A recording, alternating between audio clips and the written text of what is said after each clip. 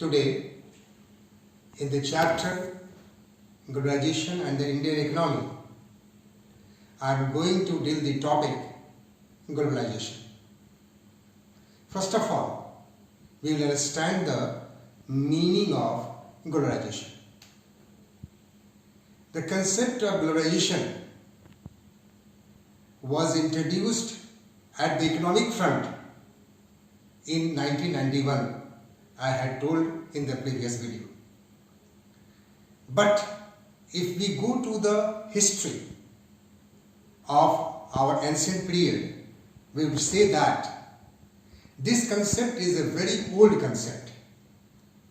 From the ancient time only, India talked of Vasudhaiva Kutumbakam, that is, world is one family. It talked of integrating people of the different countries of the world. At the philosophical level, it was being from the ancient time in our country. But later on, this concept is being introduced at the economic level. So, the globalization refers to integration of economy with other countries of the world. Means what? With the world economy. So when we connect the economy of one country with another country, this is known as globalization. When we start trading with other countries, then we can say that we are on the path of globalization. So this is the meaning of globalization, integration of one country's economy with another country's economy. Then once you are integrated with other countries of the world, then what are the features of the globalization? Then you will understand that what character it comes up when we are integrated with the world economy. Let us talk about the features of the globalization. See, the features of globalization are, first is the movement of capital and labor. With whom? The movement will be there between the two countries, between the three countries, between the four countries. Means the capital will move from one country to another, and labor will also move from one country to another. Today you get a job in multinational company, for example. Then what happens? That once you are working in India, then for some time you will work in China, then for some time you will work in USA. So in this way what happens? The movement of labor is from one country to another country.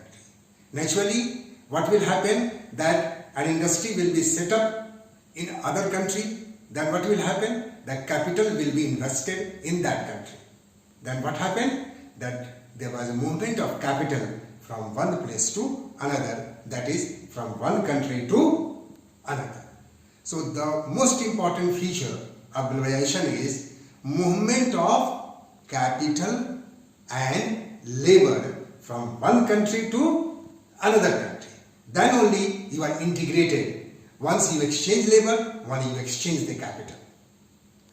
The second is the investment in other countries. Naturally, when you will exchange the capital, naturally you will invest in other countries to set up the industry. Once you set up the industry in other countries, naturally the trade will develop. You will sell the goods in that country. So in this way what happened? That the companies invest in other countries. This is the most important feature of the globalization. The third feature of the globalization is the foreign investment in India. Suppose India is being connected to other countries. Naturally, what has to happen?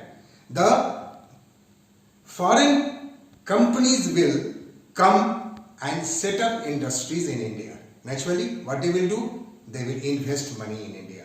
This is called the foreign investment in India.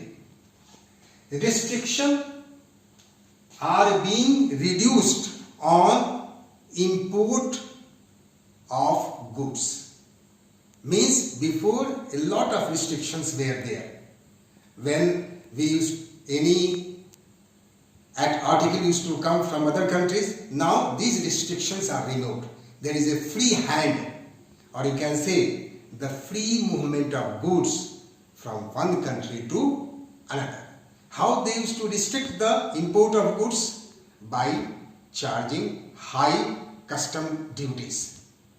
Now what happened? These restrictions have been reduced, or you can say removed also in certain cases. That's why there is a reduction of restriction on import of goods. Next is the exchange of capital, technology and experience. Naturally, when two countries come together to set up industries, naturally what will happen? Exchange of experience will be there, exchange of technology will be there, exchange of capital will be there, that is money will be there. Naturally, then only the globalization can go on smoothly when the exchange is in the proper way, and produce goods and services for internal and external market. Naturally, what you will do? That when you are setting up industries, you will not only produce goods for domestic purpose, that is for your own country, but you will produce goods and services for another country also. That's why we can say that goods and services are produced both internal and external market. So these are the important features of the globalization that help in smooth use or conduct of globalization in our country. Now let us understand that what are the factors that have enabled globalization in the world. The factors that have enabled globalization in the world is that I told you that globalization is what? Integration. How will you integrate yourself? Through technology. So there has been rapid improvement in technology. Development in information and communication technology. Technology has been improved, new types of technology has come up, and information technology has also been improved. This can be best explained with an example, that telecommunication facilities like telephone, telegraph, satellite communication, internet, all these what are doing? They are helping the globalization process.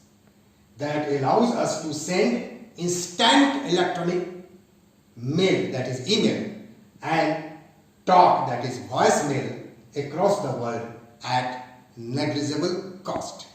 Now, we don't have to go to another country to say that what products we need. Now, through email only, we can send the information that this much of products we want, and that country will send the. That helps in the globalization process. So these are the factors which are responsible for promoting globalization in any country. What are they? Technology, and second is the information and communication technology. So they are helping the globalization process in different countries of the world. We are now economically united. Means what? That if any country's economy is disturbed, it will have impact on another country's economy. So all the countries are helping each other to develop themselves. With this, I come to this end of this topic, and in the next video I will talk of another topic. Thanks.